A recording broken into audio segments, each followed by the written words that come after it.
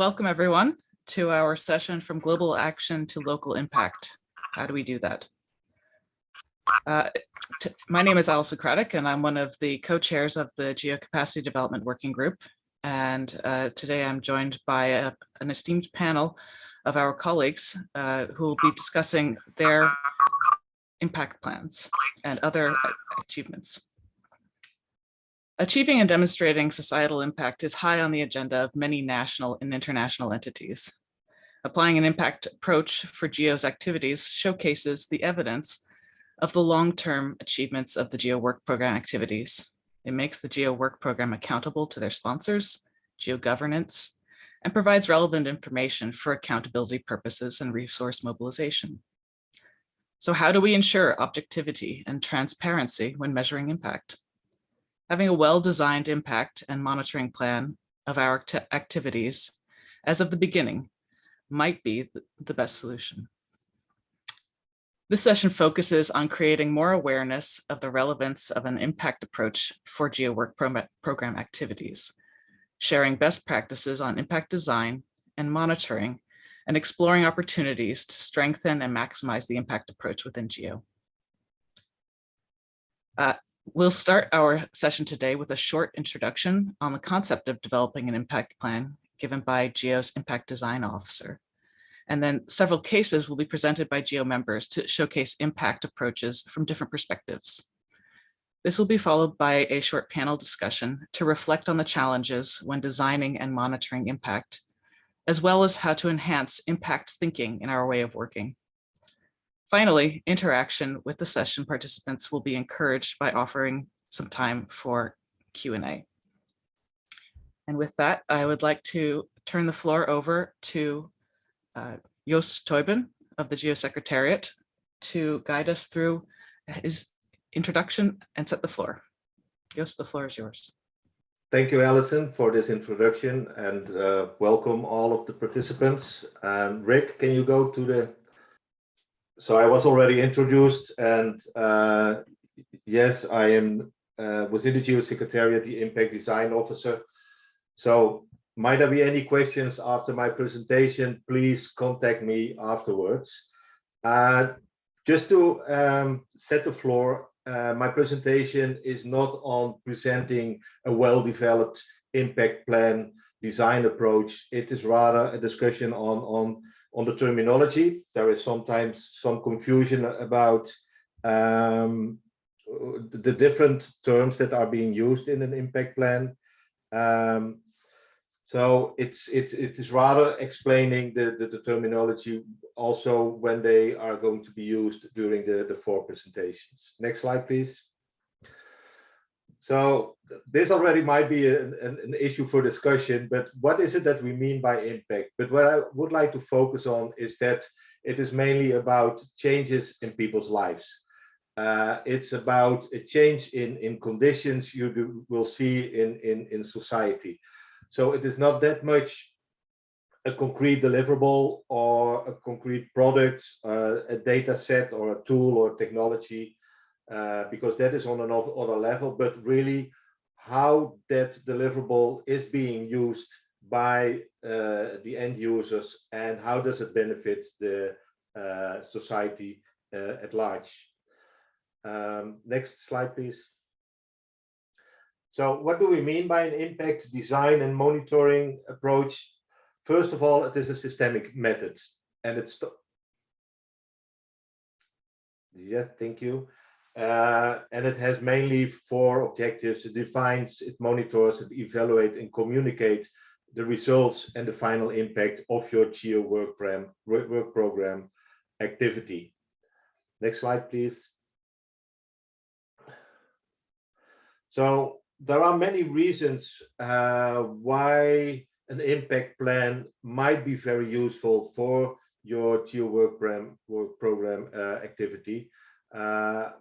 Some are mentioned here. First of all, logically, it defines the final impact you are seeking. It also identifies which strategies are most useful to contribute to that societal impact. it also gives you an opportunity to develop the most efficient strategic pathway, and I will come back to that. So what is the flow from your concrete outputs up to the final societal impact you would like to see? Of course, it provides reference for monitoring and evaluation. It will be very difficult to monitor the final impact if it has not been designed on forehand. It provides also insights on learning. So what can be done better in the future? It measures efficiency, effectivity, and sustainability of your interventions, and it provides relevant information for the further exploitation, dissemination, and communication of all your concrete outputs and spin-off opportunities. It also provides information for reporting purposes.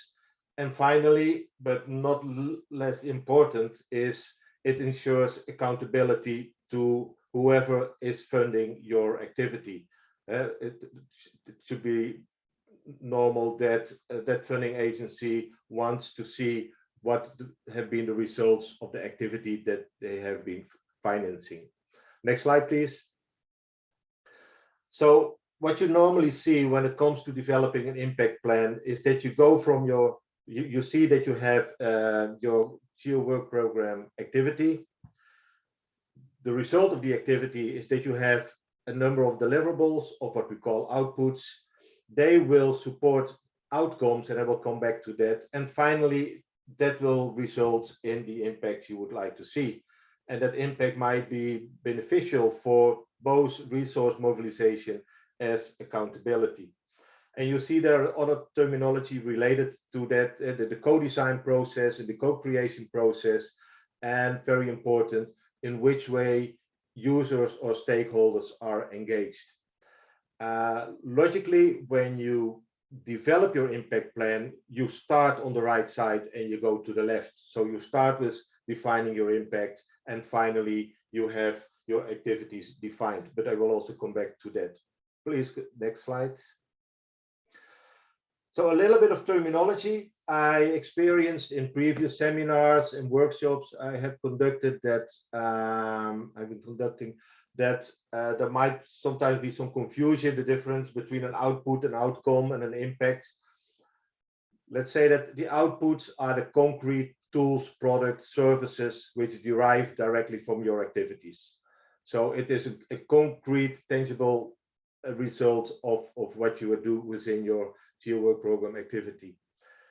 Then the outcomes is the way these deliverables are being used by the different actors. So in this case, let's say it will be used directly by geospatial analysts. So it will be on the level of you have a map produced, you have briefing notes, or you have policy documents. So next to what your output is, somebody is using that output for a different purpose. The intermediate outcomes on a more long-term perspective is that you would like to see a change in behavior or a relationship or an action or an activity as a result of the uptake of the tools and services. So there you really want to see that it starts to make a difference within a specific organization. And often you see that decision and policy makers are making use of the results of the different outputs. And then finally, as mentioned there before, the impact, you can see it as the economic, social, and environment consequences of the decisions and actions that were taken by those institutional actors. So often you see that it is mentioned that, yeah, I have developed a data set, or I have developed a new technology, and I have a new tool, and I have presented that to a different specific target audience, and that is then my impact. The question is what they really do with the uptake, after the uptake. So that is then when the outcomes and impact comes into place. Next slide, please. So next to, or if you have that strategic pathway, you can see that there are different target audiences related to that. When your activity, you can design it together with your partners in the activity, But when it comes to deliverables and outputs, you already are considering participation of the target audience or your users, the direct users. The outcomes are more on the level of the policy and decision makers, and the impact, of course, you would like to see that with your final beneficiaries. So there are quite a number of societal stakeholders involved, and you have to be aware that there might be different target audiences in during the different steps of your strategic pathway. Next slide, please. Oh yes, this I wanted to mention. There is always a risk that that there is a cut in your strategic pathway. So if you do not consider the outcomes within the chain, then it probably might be very difficult to contribute to that desired impact. So you always have to be aware that there might be a cut somewhere which hampers the achievement of the impact, and you have to be aware of that. Next slide, please. This is just an example what we mean by output, outcome, and impact.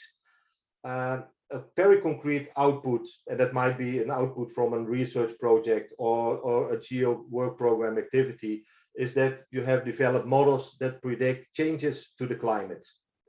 That is a very concrete output, but the output in itself doesn't do anything related to the impact.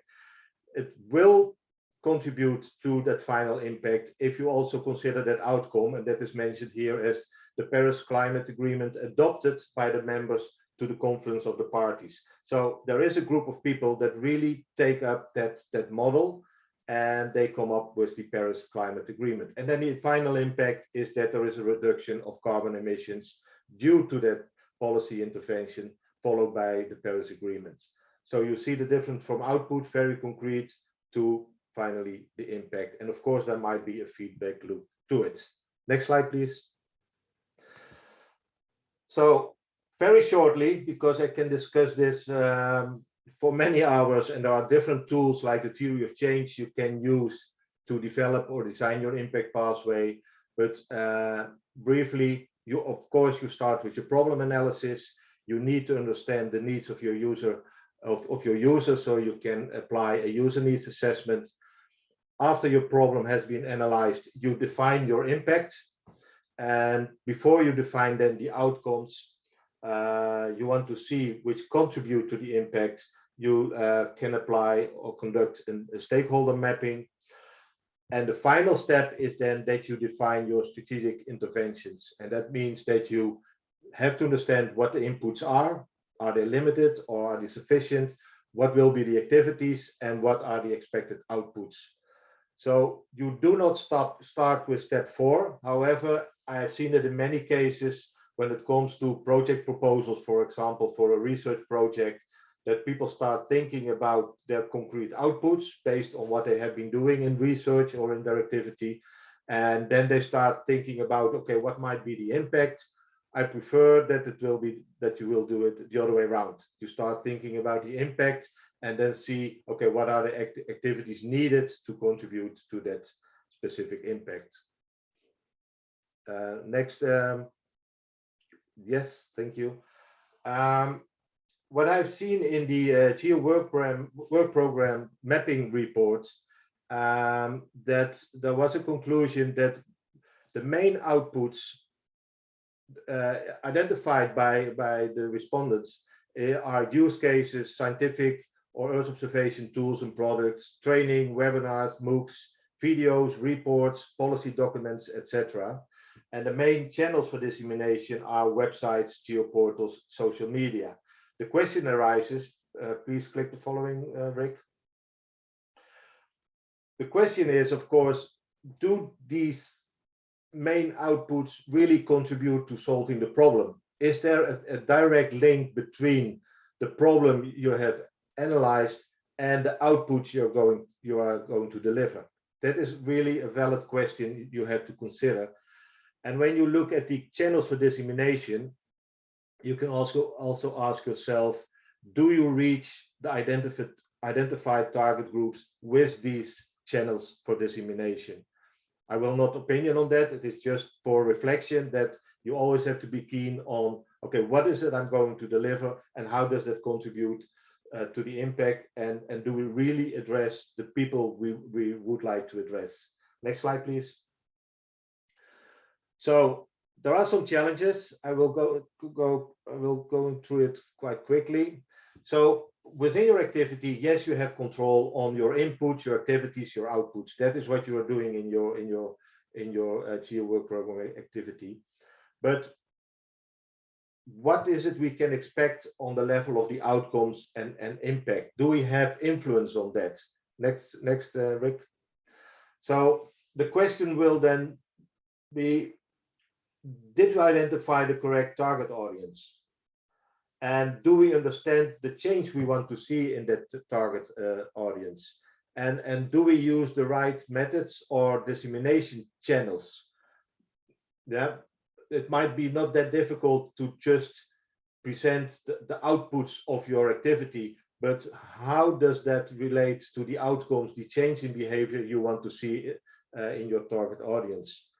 And did they really take up the outputs? That you can have a nice training and you can present all what you have been doing, but the question is, are they really capable of applying that new knowledge or the new skills in their working environments? Are they really take up those outputs? And do you see then a difference in the way of working?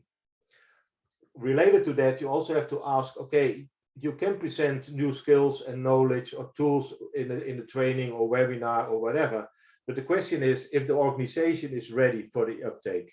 So are the conditions in place to ensure this uptake? And you have to have that in mind. So the final question is, are there actions or changes in actions, strategies, and collaboration that is really taking place after you have, let's say, presented or developed your output? Next slide, please. Related to that last remark is that we not only need to address the needs of the individual, but we should also look at the organizational needs. And again, there are very different target categories we have to have in mind. This is also a result from the GEO work program mapping report. You see a diversity of target categories: public administration, academia, research, civil society, intergovernmental organization, private sector, different type of associations, etc., etc.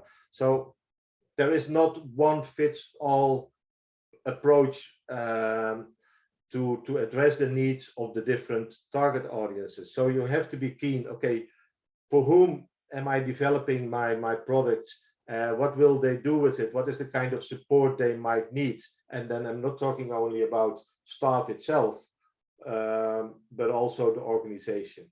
Next slide, please. Go ahead, Rick. Yeah.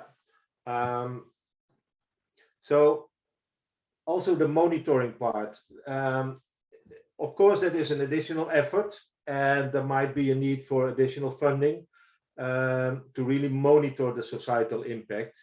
And I would like to encourage you that when you develop an impact plan, that you include that monitoring system.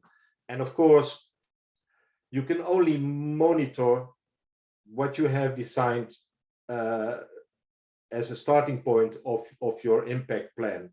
The question is there, it is a little bit tricky to put that over there. Do we achieve impact by coincidence or by design? And of course, you can develop a product without knowing exactly what the impact might be. It might be it might not be that useful in this moment of time, but maybe in the future, yes, it will be. But of course, to really be able to monitor your impact, it should have been designed at the beginning of your activity. Next slide, please. So what is it we can do? I think that is clear. We really have to define the needs of the target audience and the changes you want to see. You have to pay attention to the different target audiences. There might be an opportunity to consider different strategic pathways. So there is not one single pathway that contributes to that impact. You might consider different ways to do so. Please identify the conditions needed within the organization for the uptake of the outputs. It's not always automatically that when you have a very nice tool developed, that the uptake will take place within the organization. There might be a need for additional support, and collect evidence whether the expected outcomes and impact are being realized, or if not, where the results chain is breaking down. And that is what I tried to show in one of the previous slides. Next slide, please. So that in a nutshell, it's just a little bit about the terminology. And we in GEO are very interested to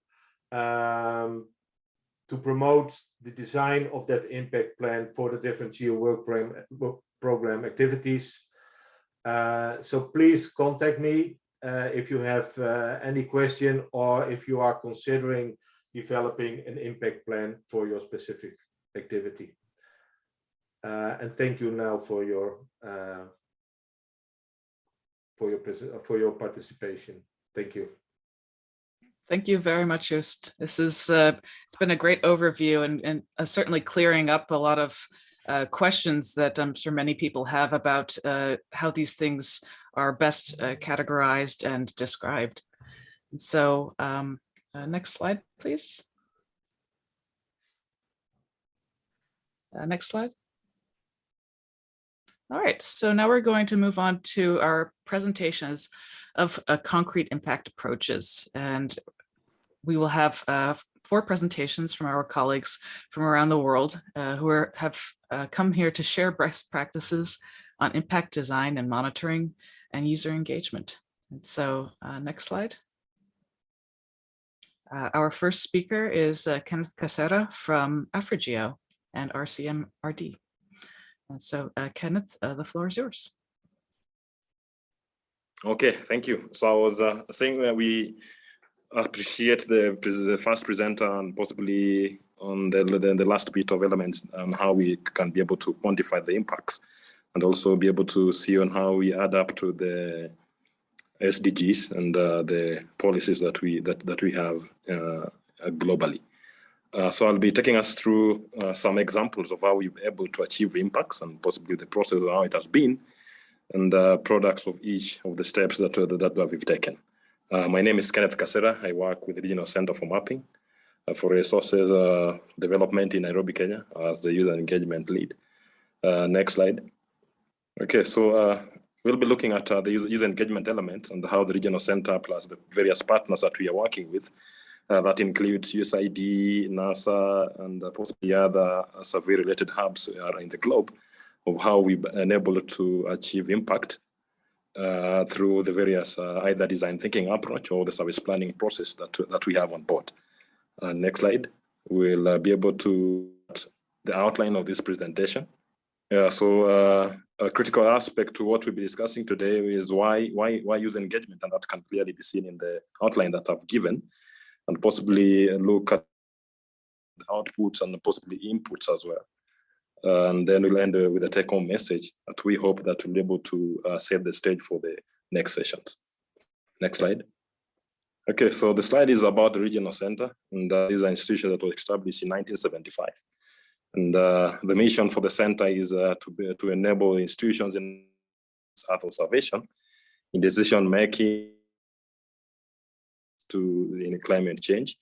And so we operate within 20 countries, and we work with various institutions as well in those countries, and that can be clearly shown in the organograms that we have an institution. So we anchored other Ministry of Lands and Ministry of Environments in the 20 countries that we operate in Eastern and Southern Africa. Next slide.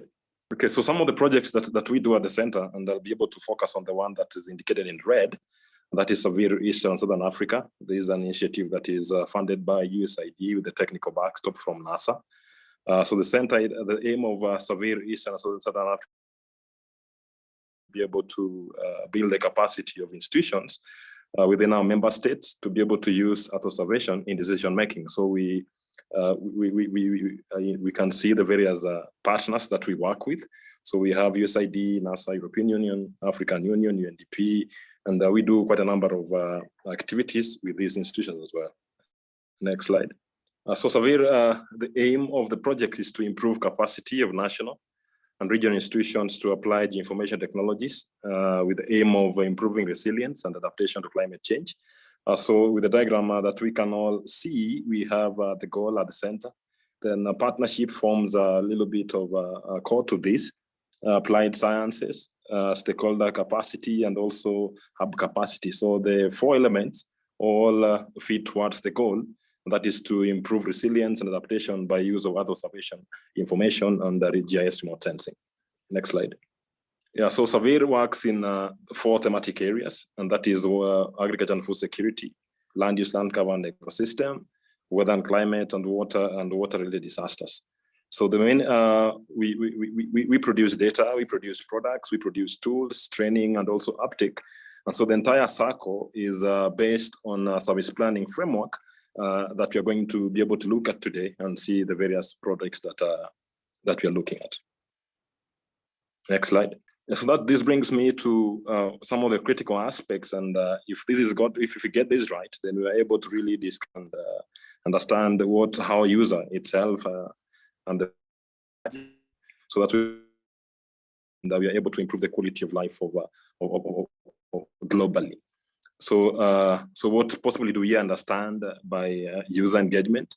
So do we understand the problem itself that we are trying to work on? What are the existing efforts in addressing that problem? These problems can be developmental problems that our countries are going through, but the first step is for us to understand that problem. Then look at existing efforts that even before the technological aspects comes on board, we need to really look at what have we done in that regard. Then we also need to look at the efforts itself in addressing the issue, and how do we bring now the new interventions, knowing very well now the existing efforts and the opportunity and that we have within that niche. And so how do we ensure as well that the users that we are talking to or the partners that we're working with are able to provide feedback in what can that be designed in such a way that we have the aspect of co-design and co-development in whatever we do. Next slide. So for the center, to enable us to be able to achieve what we've been saying about user engagement, then we've come up with a framework that we refer to as a service planning framework or a toolkit that has various steps in how we do the user engagement. So the first step, we have a needs assessment, virtual workshop, just sit-ins where you have institutions that work within the various thematic areas, listen to them and understand probably where the problem is. And this really helps you to be able to start thinking about the stakeholder mapping elements that forms part of the second step. So as you do the stakeholder mapping bit, to be able to we are basing this on information flow, and therefore this helps you to know how the communication channels, how the instrument of communication and the channels works within that particular scope. And so if this is well, and this enables you to understand the entire chain of how that service will possibly look like. So when you are moving to the second step that requires you to do the service design, then it's easier for us to co-develop and co-design since we already know who we are working with and possibly the strengths and the opportunities the partners also bring on board. So it strengthens collaboration, it strengthens partnership in such a way that each one of us will be able to tell their roles in addressing the problem. So the user will know how they come in. The technological aspects of it also will be clear and how they come in. And in this, we were able to also build the capacity, because it's not a training. If one of the elements in the issue is training, then you need to be able to design that as early as possible. And this is easier because the other partners help you to design this and how that training will fit in the entire picture. And then the aspect of monitoring and evaluation and learning, which is also critical because we need to know where we are and where we're headed to, and can these numbers that we are picking as we move along be made much useful and enable us to be able to learn as well. Next slide. So that is those are the examples of what comes out of each of every step of the service planning framework. And for the consultations and need assessment, you are able to come up with reports that can be shared with partners as well. This helps you to be able to reaffirm if some of the issues that were addressed in those workshops were well captured. And possibly this helps you now to look at now in fruits. What can we do?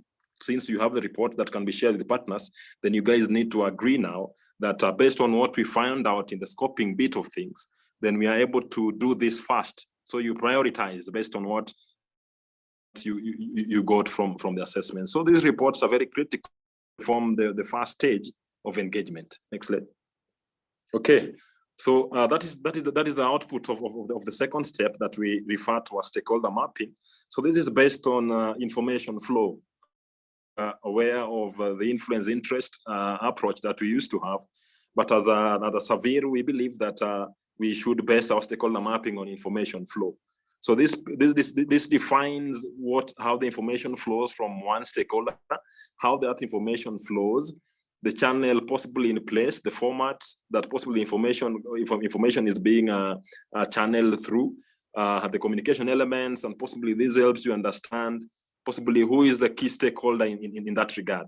So this makes it easier for us to be able to form strategic partnerships in the sense that okay, if I get this institution, then some of the bit in the issue that you're trying to address is more addressed. This goes to even to the level of knowing mandates. We are all aware of how mandates are a hindrance to what observation can do. Various mandate information from one ministry to the community, from two technological partners, and how you are able to come together. But this is made much easier if the stakeholder mapping bit is based on information flow rather than influence and interest. Next slide. Exactly. So this is the third step that we refer to as service design. So this is where we have the co-design and the co-development of the services, where you bring on board various partners that formed part of the first workshop. Then you are able to discuss the roles that each partner will be able to handle it, to take. Then this is form parts of the output of this is a service document that outlines the roles and possibly the impact that the institution are trying to achieve. So this is critical because this is where we are able to tell, okay, this institution, this is what you'll handle, this institution, this is what you'll handle, and how you're going to do that, and how that forms part of the bigger picture as well. Next slide. Exactly. So in the entire chain, there are some that you cannot do without them. Even as we speak about the technology, the Earth observation elements, we cannot do without those critical elements listed there. In each and every step of the service plan, called the design thinking approach, we need to be able to look at where we and where do we long to be, and what are some of the numbers that we pick in between, and how do we cutting in the sense. So communication is critical as well, because we need to communicate to share with each other. We need to be able to understand each other, to be human beings. That is where now it becomes very difficult for us to be able to achieve the impact that we all desire. The consultations, this is very critical as well, because you on the service, possible some of the things can change as you guys work together, and therefore consultations forms part of and parcel of every, all the way from the first consultations to the monitoring, evaluation, and learning that we want to achieve. So collaboration is critical, and also adapting to the new ways of doing things. And I think in the course of the day, also we'll be able to look at some of the indigenous aspects that the community themselves. So how do we make sure that we adapt to how they are used to solving their problems, but at the same time bring on board the technology that in that broader picture of moving of building of improving the community and improving the quality of life of us globally. So those are some of the examples of some of the products that we've generated based on the service planning framework. So under land use, land cover, and ecosystem thematic area, we have a product that is invasive species mapping.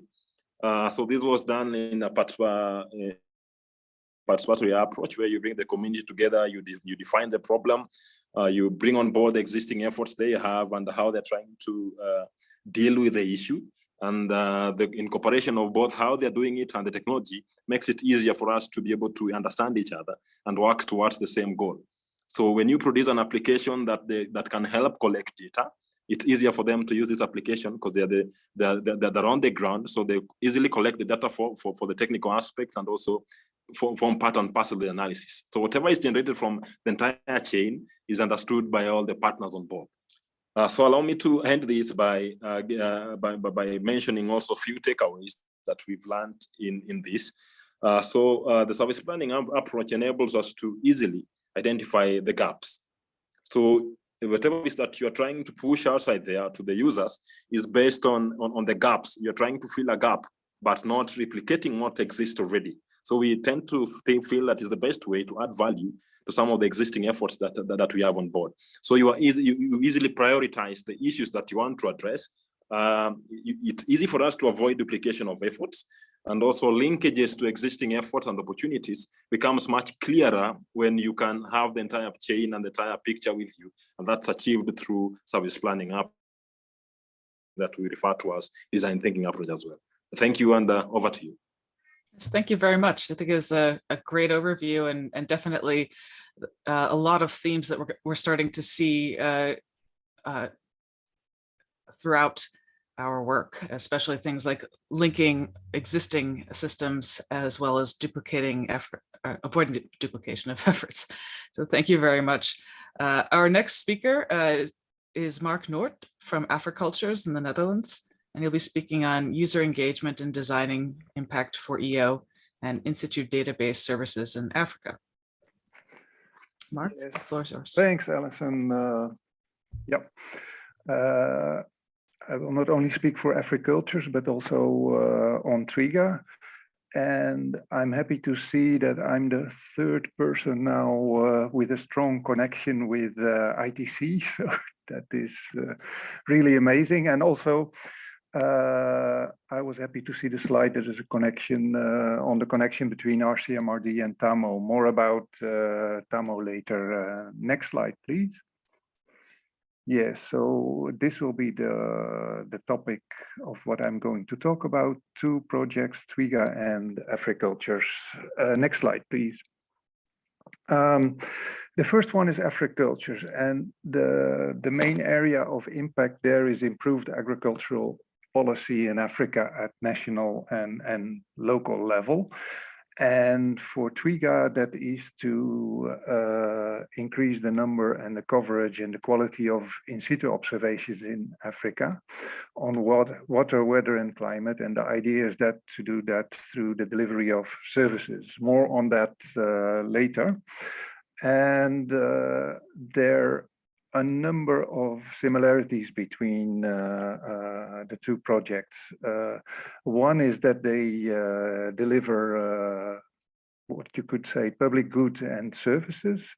The other is that they are both projects funded by the European Commission, which started around 2017 and 2018, and they are both ending this year. So impact is indeed a very central issue here. And there are partnerships between organizations from the public, private sector, and also academia, both from Africa and Europe. And some of the things that we faced during project implementation, and I think that goes for many projects that are were implemented in the past year. One is that the technical design always takes a bit longer than that you expect. And the other reason that relates especially to the agricultural topics, that COVID affected the fieldwork quite a bit. So, which means that the number of growing seasons you have at your disposal for testing, validation, and calibration is limited. Next slide, please. First, let's talk about AfriCultures. AfriCultures is an initiative that is kind of in between GeoGlam and geodata for agriculture and water facility. That's G4AW. That is more directed at smallholder farmers and that received a GEO award last year. AfriCultures is for the national and local level policy making. So this is done by offering a platform with a number of ready-made services on the topics that you see here. And another backbone is that there are pilots in 8 African countries. And those pilots are, to give an example, in Tunisia, there's a cooperation with the Ministry of Agriculture to do better crop monitoring and yield forecasting of the most important crops in Tunisia. And there is also capacity development involved in it. The pilots are carried out under leadership of the African partners. And next slide, please. Then we have TWIGA services. There's quite a number of them. Here, the pathway to impact is a bit different than in Africultures. In Africultures, the pathway was that, okay, we provide this platform, then there are services which will facilitate decision-making, improving the food security situation. But here it is, the pathway is different in the sense that the services have a certain benefit in themselves and therefore will also lead to impact. I will come back to that later. But the idea is also that with the services, you can fund the gathering of in situ observations, because you see the Tamo weather station, which is a very cheap and robust station with easily replaceable parts, so that you can operate it at low cost. But a simple fact is that everyone wants in situ observations, but people do not want to pay for it. So our philosophy here is that if we can earn enough money with providing these services, then we can also open up the in situ observations that we gather now, always under restriction with the national met agencies that we cooperate with. So there are quite a number of services here. And you see that with some of them, like we use sensors, but also drones and modeling, of course. You see that the local weather forecast and the short-term prediction for solar energy are relatively small steps, but with a relative high added value for the target groups. And another thing, which is maybe the least glamorous of all the list, like the digital platform for index insurance distribution. This is where you can, because receiving organizations introducing stuff with geodata, etc., already assumes that there is a digital capacity. But what we did here in cooperation with the Ghana Agriculture Insurance Pool is to digitalize their operations, and that was started with a pilot with 2,000 farmers, and already a year later that they are now expanding to 25,000 farmers. So that is relatively already a big impact at a fairly basic level. No difficult algorithms there, but just making services digital. Next slide, please. So here you see, coming to the user engagement, that there is a co-design. In TWIGA, for instance, we do flood early warning in Noort with the Kenya Meteorological Department.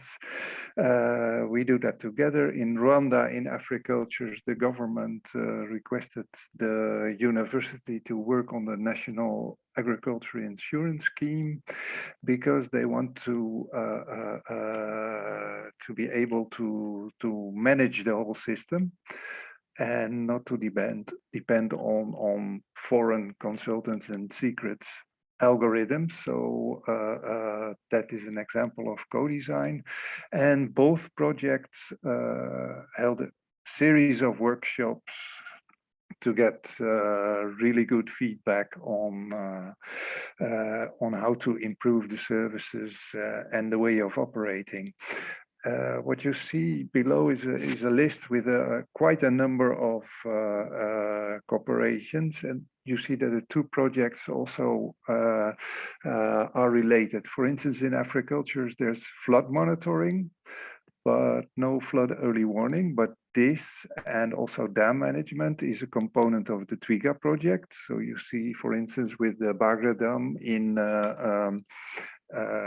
Burkina Faso, where releases cause floods downstream in Ghana, we can combine the services from the two projects to make it into one consistent whole. And you see that also with the livestock. We have heat stress, and we have also biomass and water availability information for pastoralists. So there also a combination can be made to offer a more consistent portfolio. And another thing that we are very much interested in is the cooperation with Digital Earth Africa, an initiative which started around the same time when these two projects started. Next slide, please. So just in summary, what are we aiming at? For Africultures, people are really interested in using this platform and the associated services, but of course we have to guarantee the long-term sustainability, and that can be done at reasonable costs. So we have to find a way to bridge the gap there, and that is what we are currently working at. Then we have the horizontal expansion of replicating the pilots outside the partner countries where we are working now, and also the vertical expansion where we try to develop services that are relevant for the countries and that are not yet present there. In TWIGA, it is continue with finding this model, what works, so that we can offer the in situ data for free, because for organizations like TAMO, the information, the weather and the hydrological information that they gather now is their only asset that they have. And there, of course, also is the expansion of the services that we are implementing in certain countries to do that in other countries as well. What is then the link with GEO? Both initiatives are part of GeoGLOS and support GeoGLAM. TWIGA especially, we want to continue with supporting the work of the in situ data subgroup, and we submit Africultures as a pilot activity in the new work program, because we want to, we see this as an excellent opportunity to support keeping the Africultures partnership alive. And then yes, some final issues which we share with the Geodata for Agriculture and Water program that I mentioned earlier, is that okay, to be successful, there are quite a number of conditions, but two of the most important ones are keeping the costs low, so that you can bridge the gap between you get project funding and before you become fully operational and with sufficient revenue. And the second one is that the initiatives need local drivers to be successful. And with that, I would like to thank you, and I look forward to the discussion that we are going to have later. Yeah, thanks. Thank you so much. Another very interesting presentation. I'm sure we'll have a very lively discussion later on. Conscious of the time, we are running a little bit behind, so we'll move right on to the next presentation. It's from Titus Letaapo from the GEO Indigenous Alliance. Now, Titus, the floor is yours.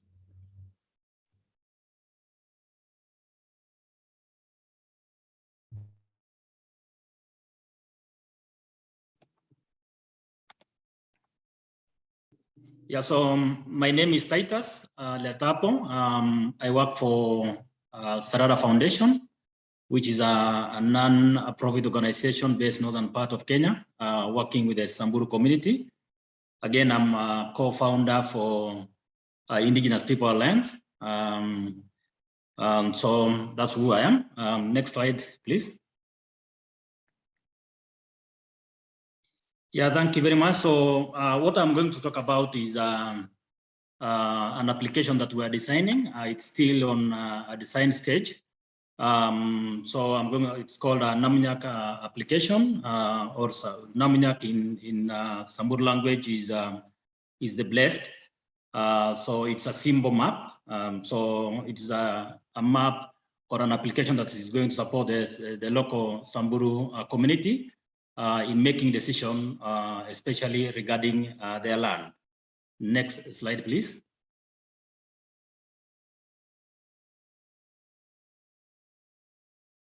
Next slide.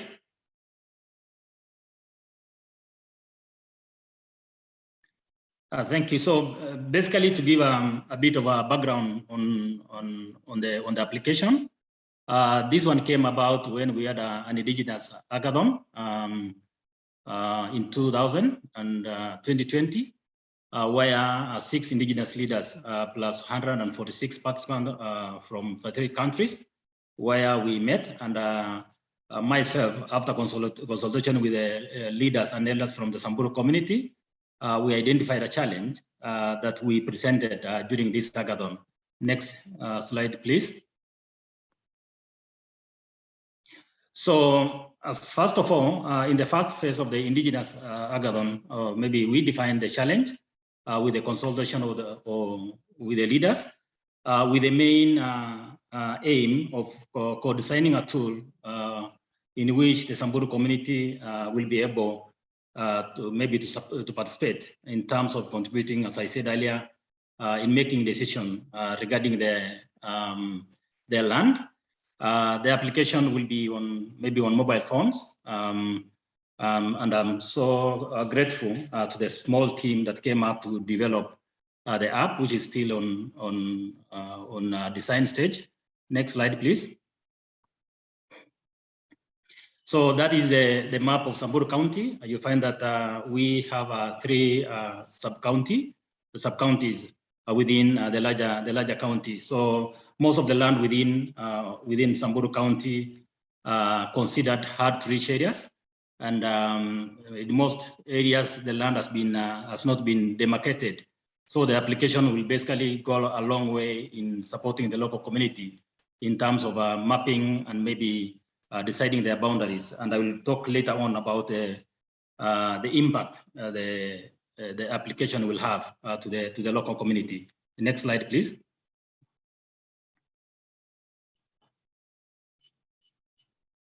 Next slide.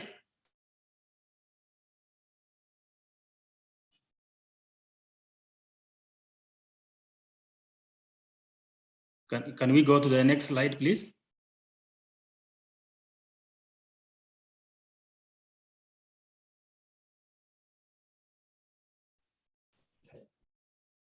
Titus, this is Rick from the GEO Secretariat. There might be a lag time, but most of the people can see the next slide. Okay, fine. So basically, that is again the map of the Samburu community. And as I said, Samburu people are pastoralists or semi-pastoralists, and we keep moving from one point to another point in search of pasture for our livestock. And we mainly keep goats, sheep, and camels, and also cattle. The land is semi-arid, and we normally move from one point to another point. Next slide, please.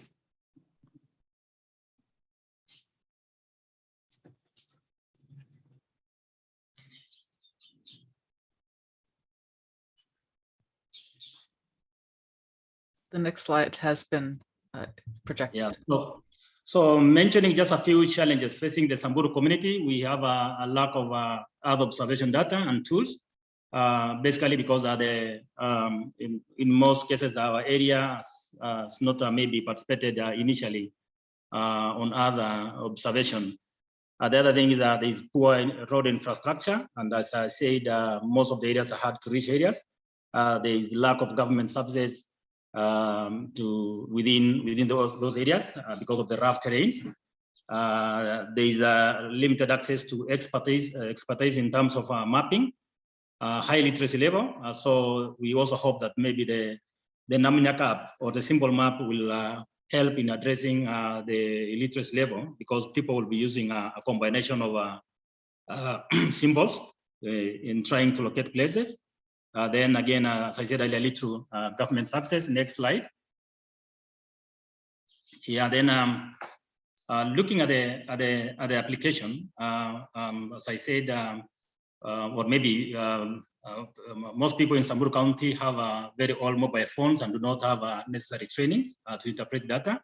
So the tool will have to rely on the use of symbols and voice messages. The possible features then had a GPS location plus photos, audios, and recording. We have also maybe the requirements looking at it should be user-friendly use of symbols and symbol pictograms and use of voices messages. Next slide. So maybe just to talk about a bit of maybe the team that assisted in co-designing the application. We have 6 participants from Bulgaria, the UK, Mexico, Italy, Colombia, and Australia.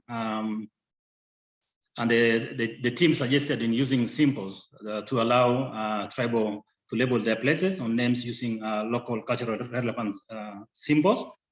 And in most cases, maybe you'll see later on, it will be using wildlife pictures or maybe wildlife drawings drawn by a local artist. And it will help to coordinate the Samburu County, but also neighboring areas to translate them into the 4 symbols. Next slide.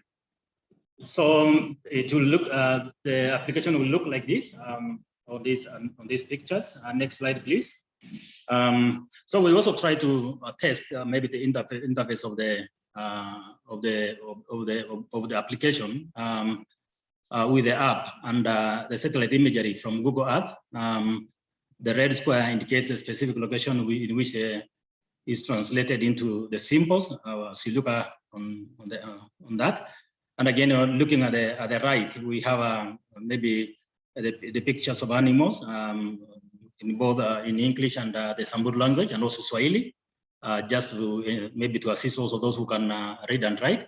But basically, the symbols will be the one that will be used by the local community. Next slide, please. So the co-design process, we had a meeting with the elders, as I said earlier, to have them approve maybe the development of the project or the application. And we had meetings across the county and also our neighboring counties, because the application or maybe the app might also overlap to other neighboring counties. So we had meetings with them. We also had weekly meetings with the symbol map team. As I said, as you saw earlier, that they come from different parts of the world. So we used to have a weekly meeting. Then there was also a presentation that was done internationally to get accessibility and support from GEO and also GEO Indigenous Alliance. Next slide. Yeah, so those are the symbols that were developed by a local artist, Stephen Lesiakono. He drew the symbols, and these will be the symbols that are going to be used on maybe a combination of them to help the local community to locate where they are. And again, so that maybe they will be able to tell the government services or any other partner that support them or work with them on where they are, and even mapping their land. Next slide. Yeah, so thank you. And that's basically what it is. It's an interesting venture, and hopefully we'll cooperate with other partners to ensure that maybe the application is finalized and will be used by the community. Thanks a lot. Yes, thank you very much. It was a very interesting overview, and also interesting to see how co-design can be used and how we can make sure that it's implemented in a very inclusive manner. So looking forward to seeing more from that project. Our last speaker is Wenjiang Huang from CROP-PEST-MONITORING in China. Wenjiang, the floor is yours. Okay, good afternoon and good night, ladies and gentlemen. And thank you, Alice and Joost and Wenbo and Xinfa and China National Remote Sensing Center of China. Thank you very much for giving me the chance to make a presentation and focus on engage and users for crop-based monitoring and products. And next slide. And I'm Wenjiang Huang. And next one, please. And I'm Wenjiang Huang from Chinese Academy of Science. And my research was focused on vegetation and pest and disease and remote sensing monitoring and forecasting. Maybe you will ask me why we should do this research. Because as Abel and mentioned, pest and disease bring increased yield loss and ecological degradation and global, especially for the global and climate change. The ratio of food loss caused by pest and disease is more than 10% in the world. In some cereals, such as African countries, the yield loss is more than 30%. And because some major pests and disease, and such as desert locust and the fall armyworm and rust, we are having and spread from one country to another country, and very quickly on the global scale. So, and how to monitoring and forecasting the major pests and disease on the global scale is very urgent. And the next one, please, next slide. And with support of the CROP-PEST monitoring and project was funded by GEO. And in the past years, we have focused on global major pests and the disease and focused on the habitat monitoring and the risk forecasting. And we have done this by integrated remote sensing data and meteorological data and some pattern and development models and the pest spread models and with the data assimilation and together. We can forecast the pest and disease and about maybe 10 to 30 days before occurrence. And we also do the dynamic monitoring of the disease and pest, also for the assessment of the yield loss. So it's useful for guiding the early stage, the pest management, especially for guiding them and vibrate pesticide spraying time. It can keep less the pesticide application. And it's also good for the environment protection to do this. And we have done this research and released a time series. And next slides, please. And released time series of the reports and application at regional and global and local scales and focus on the major pest and disease. And such as mentioned for the locust and for armyworm, the rust on the major crops, such as wheat, rice, and maize. So, and how to engage the users to application, just like Joost mentioned, and to how to make the users to use this pest and disease modeling and forecasting technology. And by doing this, we have discussed with different users and partners, and such as FO and GBIF and CABI, and agriculture, some insurance companies, and some extension and people together.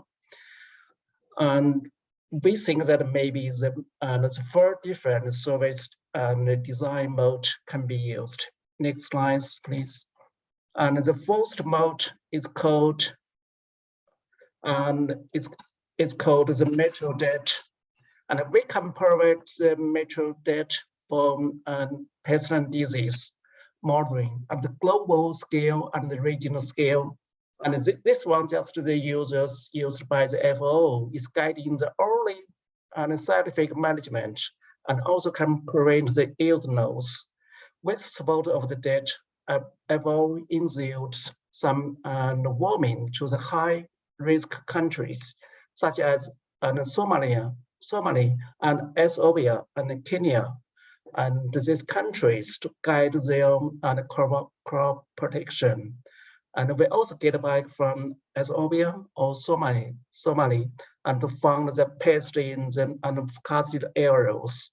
So this information can be valuable for decision making and also making early stage the pest management. And next slide, please.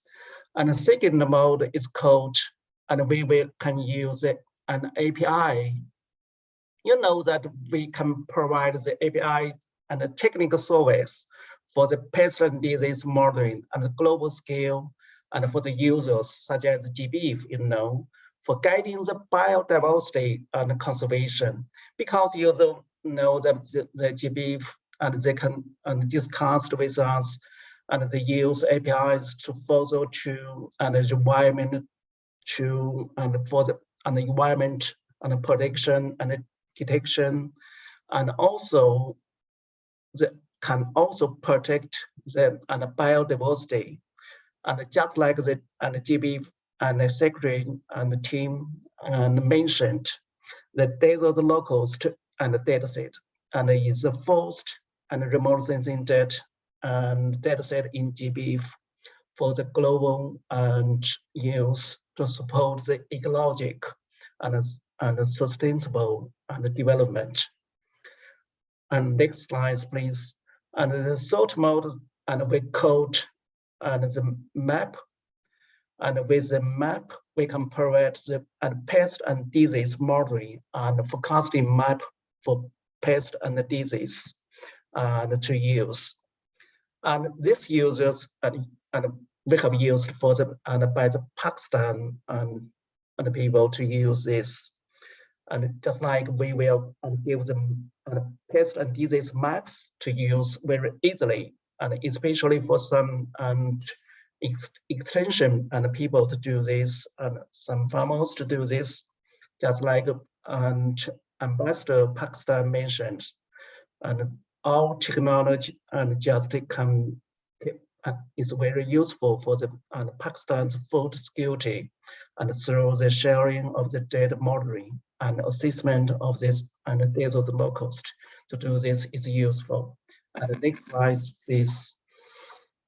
And so, the fourth mode we called, and we can use the software method, and we can provide the regional and customized this service. And just like we can use this software, and then we can use this software to do the guiding of the agriculture extension organization, just like use this software to forecast the risk of pest and disease, and in some special areas that is very serious for the pest and disease. So it's very useful to guide the early stage for the pesticide application, such as for the early stage to guiding the pesticide and vibrate pesticide application. So it's useful to for saving the pesticide application. Just like we have used this for the KB International Branch in East Asia and East and South Asia, and to use this technology. And we also get some cooperation with an agricultural insurance companies, such as and for example, and in some different countries, the insurance companies they will use to calculate the risk of pest and disease in some special areas. So it's very useful to use this to estimate then how about the pest effect for the ears nose to do this. And next slide, please. So I think this workshop and focus on farm global action to the local impact is very important. So, and we have concluded that for the 4 different modes maybe can be help to do this the solution and to do this application and at the different scales and the global and local and the regional scale to do this. So and by doing this, I think that it's the beginning of activity solution plan. So and with the GEO and the develops, it can strengthen the communication and together, especially for our share and the future. So thank you very much for your attention. And on the next slides, please. You can download all the released pest disease modeling and forecast report and the data on the different platforms. And so it's shared and in English and to the world, to all the world. So thank you very much. Thank you. Yes, thank you very much for this interesting work that you're doing. And I'd like to now move into our panel discussion. So I would like to invite our presenters to come back, and we will also be joined, next slide, please. We'll be joined by two additional panelists, Kenneth Mubea and Catherine Lillian Nakalembe. And also I would like to invite Joost to come back and help inspire some of our discussion. Next slide. So what we would like to look at is focusing on really two main questions. How can we improve impact culture and impact approach within GEO? And what might be the role of the working group on capacity development to strengthen the knowledge and skills on impact? So, Joost, would you like to start us off? Maybe better not. So if you look at the for a certain reason, of course. At the same time, maybe good to mention that we have a small poll where you can respond to some of the questions. So we want to have the discussion on the two statements as well as the poll at the same time, just to save some time during the presentation. So please, you can fill it in, but you can also make it smaller or have it on your second screen, the poll. The question came mainly from my side. So if probably you know that I am seconded by ITC to the GEO Secretariat to support the development of the impact plans. And of course, I have some ideas on how to do that, but I'm more curious to know what other people think should be the role or the support by the GEO Secretariat to really think about such an impact design plan. So I prefer to give the floor to one of the panelists to get their review on it. All right. Well, if I may call upon one of our new panelists, Catherine, could I put you on the spot for your thoughts? You're muted. I didn't hear Joost's question, his comment. Is it to comment on the first one or? It can be your choice. So how sorry, go ahead. Oh, please go. No, please go ahead. So how can we improve the impact culture and impact approach within GEO? I think one of the, this has come out throughout the presentations, but I think improving on stakeholder engagement, primarily actually listening to the stakeholders, I think is critical, rather than assuming that tools or product or methods or approaches can address an issue for a stakeholder is not exactly, or that needs to be understood, in the sense that I think we're biased when we develop our tools and think that they're the best and they will work within this context or will resolve a certain, data hindrance or gap. It could be very different for the end user where they have very different priorities. And so really listening in and identifying where there's some sort of middle ground. And in the end, maybe you do a lot more towards what the end user would like to do and a lot less of what you thought that would be the best solution, I think is really critical. And I could think of a kind of like a specific example where perhaps using a cloud-based platform might be the ultimate solution, yet for the end user, perhaps what they're most interested in is solving collecting ground data. And so ground data and satellite data, they're like kind of like different things, but they come together to provide a clear product. And so that in between, where in the end you would solve the ground data problem that they might be using for reporting, but as well as have ground data that you can use for running your cloud-based algorithms, might be, you know, a win-win in that situation. That's a great point. And it really, I think we saw co-design mentioned on several of these presentations, and to have that kind of making sure that we're looking at our stakeholders and to make sure that we recognize who we are serving. Could I call upon Kenneth Mubea, who's also one of our new panelists? Do you have any thoughts on this? Thank you very much, Alison. I'm also part of the EDI as well, so I'm thinking more closely of the inclusion and identifying the right people and starting with the right people initially in the design process, so that we provide better platforms and provide better data for better decisions and improve the lives of the people, especially the policymakers. So also looking at the persons that we've had, there's been a lot of synergies, like Mark, we've met him doing some work with Gordon and support for the Met agencies, which was very well taken, and also working closely with RCMRD through AfriGEO to bring everyone closer. And even in this discussion, we'll be able to work closely more within the GEO framework, that we're able to provide the information to the end users as much as possible. Perhaps I lack some information on crop year forecasting, and talking to Catherine, she could give me the synergies from the GeoClam to bring to the end users in Africa, supporting food security. So it's quite one community where we speak one language based on the roots of GEO and how it actually started a few years ago. Thank you.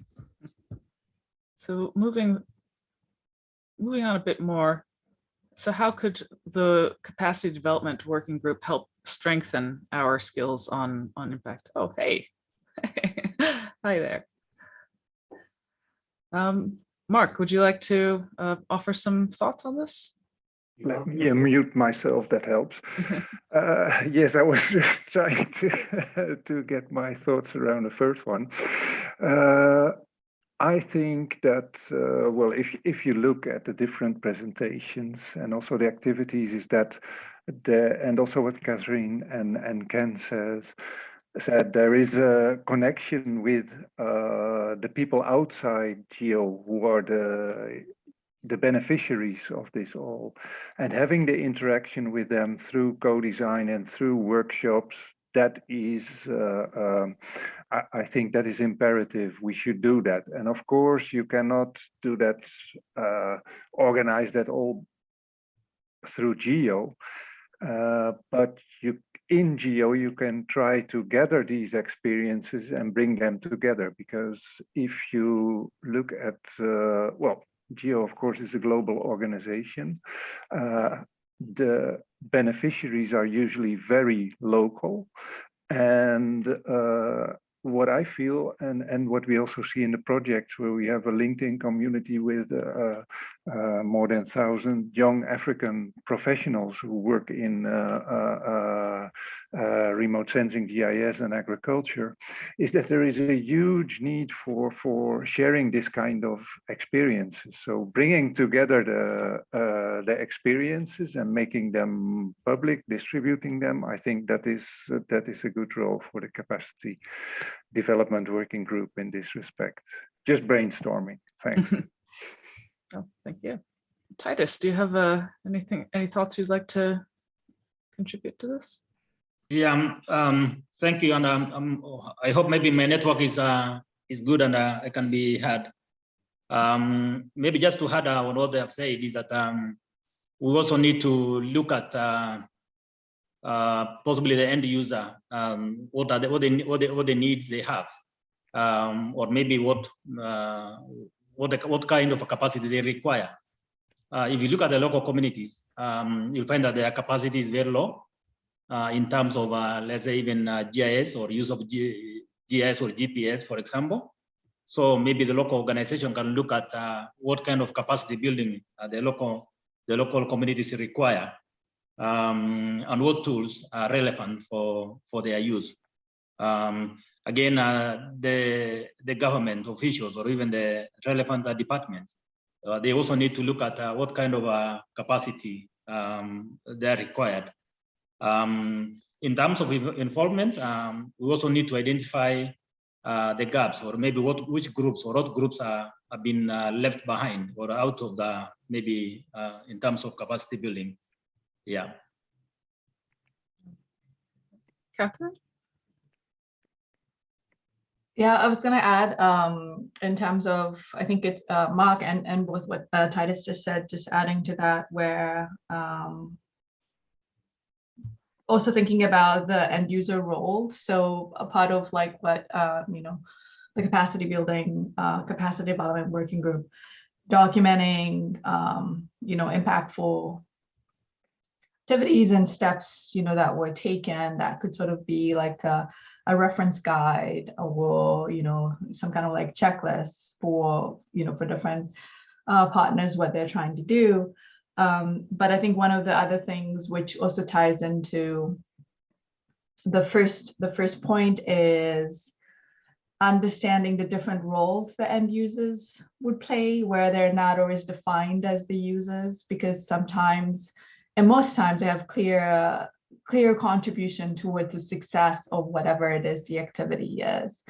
A really good example, which also I think was mentioned previously, is if we're trying to do, let's say, cropland or crop type mapping or yield mapping as part of a, you know, a activity contributing towards GeoGlam, there's a lot of ground data collection involved. That ground data collection could be done by whoever is part of the main, I don't know, project activity.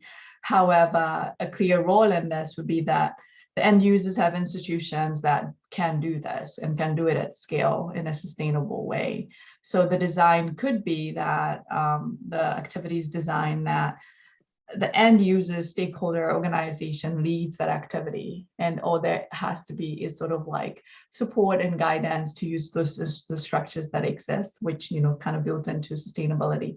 But that is like a, you know, a clear role that is part and is required to be, has to be done for the success of the broader activity. And I think that, you know, that could be like one of those things that I highlighted as part of the guidance or the documentation, like what is the role of the end user? They should not be on the receiving end of a product or a result. They should be, it also goes back to the co-development part, like they are a part of developing it, that this is what they're going to do. And that's, I think, really a really strong relationship in that sense. Yeah, absolutely. Mark, do you have your hand raised, or are you just popping up on the screen? No, I think I'm just. Okay, sorry. But I agree completely with what Catherine said. Yeah. Yeah.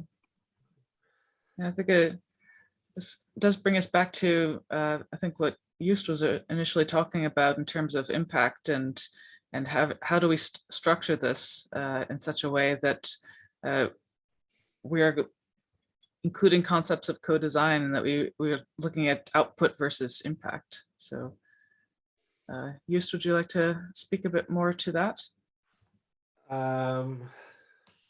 Yeah, first of all, of course, I agree with what has been said, mainly on the co-design process. I think that is very relevant. Impact is when you really support a desired change in society, and specifically the target audience you have in mind. So that needs assessment and have them involved in the whole chain. I think it's very relevant. I just saw a message that the results of the poll are available. Do you agree that we show them shortly to the audience? Absolutely, yes. Do you mind if I summarize it? Please. Okay, so the first question was on if you already use a specific impact approach or methodology, and then 71% is saying no, we are not using a specific impact approach. Of course, you have to take in consideration that in not in all cases what we do within GEO, there is a need for a specific impact methodology, but it shows that there might be a need to have more knowledge on it and probably a little bit more support from the GEO Secretariat. If we go to question 2, somebody can go up. Rick, can you go to, or do I have to do that? Sorry, can I do that? I can't. Oh, I can. If yes, a short answer. There were no answers to that. What are the challenges concerning user engagement? I think that, Rick, correct me, that there is a separate file where people answer these questions by a short description, which you're not. Sorry? Exactly. So what you see here is the condensed version of the results. Okay, so the final version will be shared later on. Okay. Are you interested to receive support from the GEO Secretariat? And then 71% is saying yes, and probably that is the same 71% that said that they still do not have an impact plan. And then we are very interested to know who is willing to get some support from the GEO Secretariat on capacity development or impact development. And 71% was saying or are giving their names to be contacted later on. So thank you all to responding to this short poll, and we will certainly come back to you. Okay. Back to you, Alison. All right, thank you. I just saw a question in the chat. Can you ask questions? Absolutely. Please, if you have a question for any of our panelists or any other thoughts, and now would be a great time to raise your hand and let us know. Flavia? Yes. Can I ask via audio or better in the chat? Whichever you prefer. Okay, great. So let me just quickly turn on my video. Maybe it's easier. So thank you very much for the very nice presentation. I think that's very interesting result from the poll that we just saw, and we see that there's a lot of people who would like to know how to better include the local community into their project. So my question would be regarding for, let's say, the very beginner, like who wants to really include the local community. So the inclusion of local community has been happening, of course, unfortunately, in some places too little, but EO can accelerate this process. What are the 3 suggestions that the panelists would give to research institutions, university, or companies on how to include local communities in projects? What would be the beginner, let's say, steps if someone is just now into this topic and wants to help? Thank you. That is a great question. If I may ask one of our panelists, would anyone like to take that? Yeah, so personally, I think that's a very good question on how to include the local communities, especially in co-design. So I think, first of all, you need to understand the right entry point to that local community in terms of local leadership and local structures. And we should work towards maybe improving those local structures. Once maybe we have understood, or you have understood the leadership and the structures of that community, then you need to have local meetings or maybe community meetings, maybe to create awareness on the need, and even trying to understand further what their needs are and what are the challenges that they are facing, and so that maybe when developing the tools, then you are developing the right tools to address the right problem, and again at the right place. So I think that the best way is just understanding the entry point, understanding the local structures, how they work, and again, engaging the community, first of all, by creating awareness on what you want to do. Anyone else like to add to that?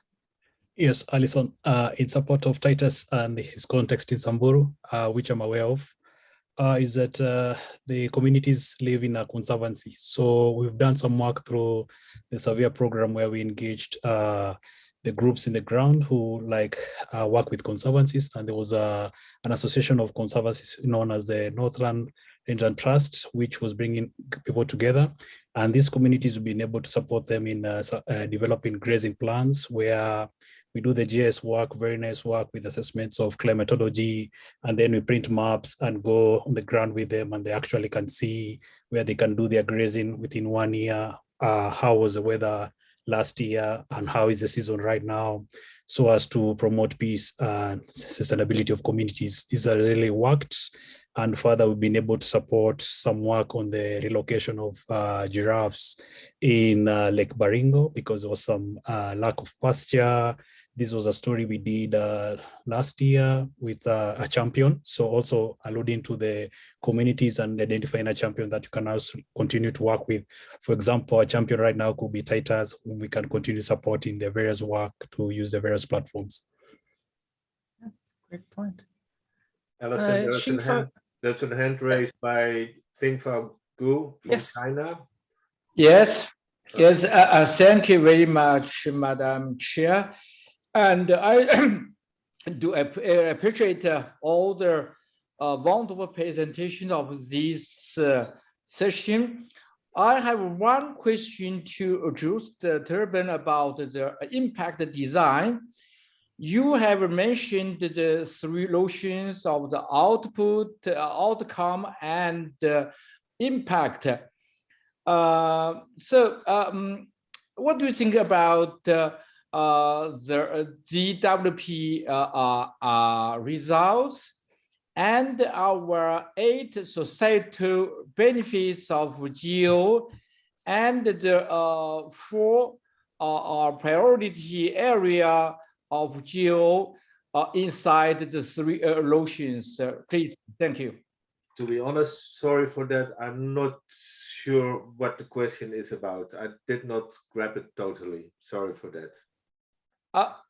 Yes, I would like to know, for example, the 8 societal benefits for you, its impact, their impact or outcome. The 8 to societal communities benefits. Maybe a difficult question to answer. If there is 8 to a specific community and that results in a positive way, in the sense that it improves their well-being or their welfare, then yes, of course, we should consider that as impact. As long as you see that it really benefits also the conditions, the living conditions of the different communities. But I'm not sure if I respond your question. We can discuss a little later. Thank you. Yeah, okay. All right. We're a little bit over time, but maybe one last question. All right.